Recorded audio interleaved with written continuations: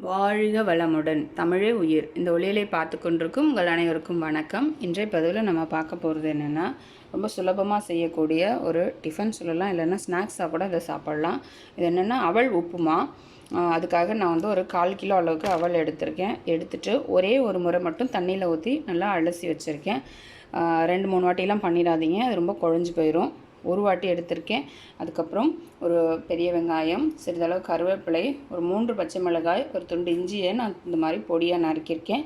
ஒரு எலுமிச்சம்பழம், ஒரு 3 ஸ்பூன் அளவுக்கு வேர்க்கடலை அது வறுத்தது, அதுக்கப்புறம் கடலைப்பருப்பு ஒரு 2 ஸ்பூன், தாளிக்கிறதுக்கு கடுகு உளுந்து கலவை, சிறிதளவு மஞ்சள் தூள், தேவைக்கு உப்பு எடுத்திருக்கேன். இப்போ நம்ம ஆஸ் யூஷுவல் நம்ம வந்து சட்டி வச்சுக்கலாம். ஒரு சட்டி வச்சுக்கலாம். அதுக்கு நான் ஒரு 3 ஸ்பூன் அளவுக்கு தேங்காய் எண்ணெய் விட்டுக்கிறேன். எண்ணெய் காஞ்சிருச்சு. நம்ம கடலைப்பருப்பு சேர்த்துக்கலாம். கடலைப்பருப்பு பொரிஞ்சிக்கிட்டே இருக்குது. இதோட 1 ஸ்பூன் அளவுக்கு கடுகு ஜீரகம் உளுந்து கலவை சேர்த்துக்கலாம். கடுகு பொரிஞ்சிகிட்டு இருக்கு. இதோட வேர்க்கடலை சேர்த்துக்கலாம். அடுத்ததாக நம்ம வச்சுருக்கிற இஞ்சி, பச்சை மிளகா, வெங்காயம், கருவேப்பிலை இது எல்லாத்தையும் சேர்த்து ஒரு வதக்கிடலாம்.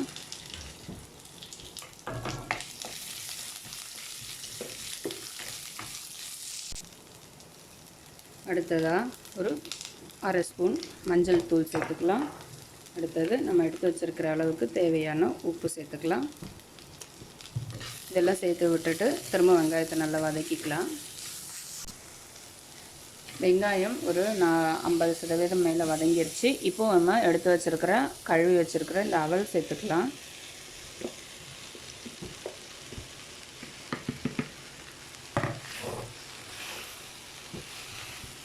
இது நல்லா கிளறி விட்டுருங்க.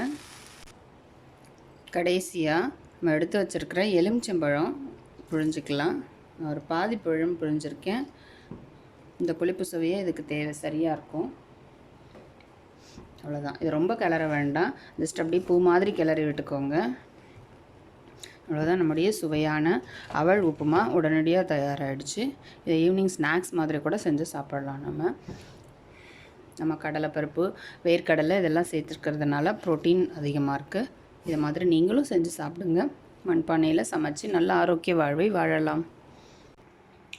ஆரோக்கிய வாழ்வே அளவற்ற செல்வம்.